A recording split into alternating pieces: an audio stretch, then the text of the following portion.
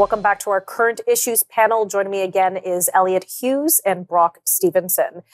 We're going to switch gears now and discuss what I would see as a bit of a fallout from C-18.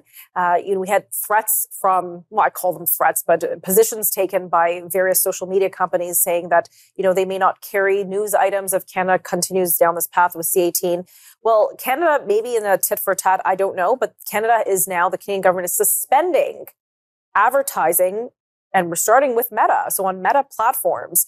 Brock, why don't you explain to us what happened here? So the government brought in C-18, the Online News Act, that put some restrictions in place on big internet companies that benefit from Canadian news outlets. And the case of Google and Meta were that they decided to pull all news stories that are being published by these outlets. So the government is trying to put pressure on Meta, in this case, by pulling its thousands or millions of dollars of advertising a day from the service, whereas Google is still in negotiations with the government of Canada trying to figure out how to make this work. So this is one step in trying to pressure Meta to do what the government wants to be the right thing and pay the legacy media outlets in Canada. There was a lot of complaints concerning C-18 prior to its passage. June 22nd it passed. It is now law.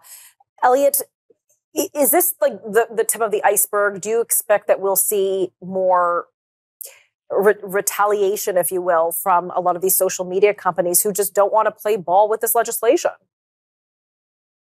I think Meta has made it pretty clear where they stand on the issue. I think the minister and in fact, members of some of the opposition parties, not the Conservative Party, but the Bloc and the NDP, have stood shoulder to shoulder with the government on this. In the face of Meta's decision to remove Canadian links or links to Canadian news, and they don't seem like they really are interested in playing ball. I think Google is a bit of a different case. Google seems to want to continue having those discussions, at least according to the government. And the government is put in a position of sort of saying, well, if you're not going to contribute to journalism in Canada, then why should we continue to advertise on your platform? So it's a bit of a standoff.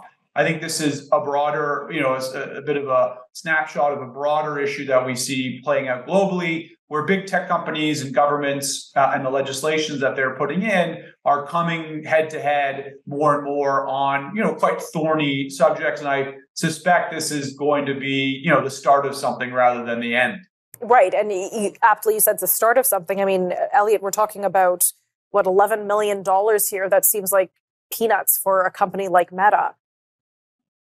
Yeah, it is. I think it's not so much the amount; it's the the intent. It's the signal that it sends from both sides. Frankly, it's not a lot of money. I mean, $11 million is a lot of money, but it isn't a lot of money when you're thinking about what it means to Meta or what it means to the government of Canada. And so it's more what it signifies more than anything. Now, Brock, I always like to think about how it will impact the average Canadian.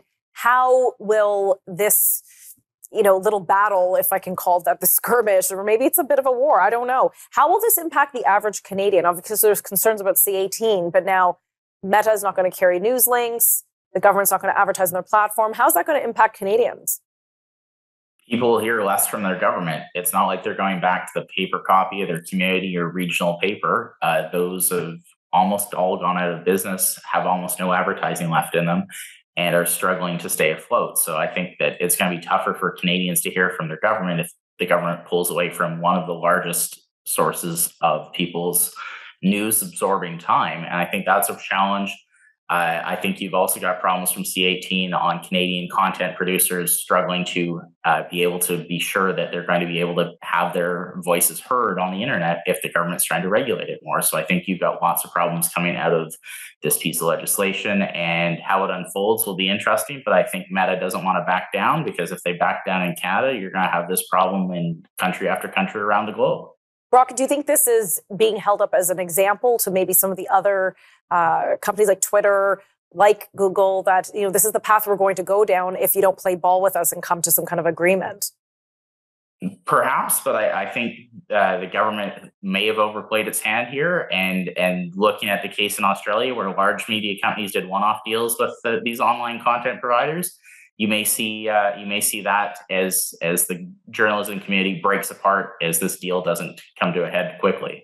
Okay, it's a very interesting topic. Again, we've covered that several times on this show about C-18 and what could or would happen. So it's nice to see, well, it's interesting to see this play out, to see what the actual ramifications are. We'll be right back.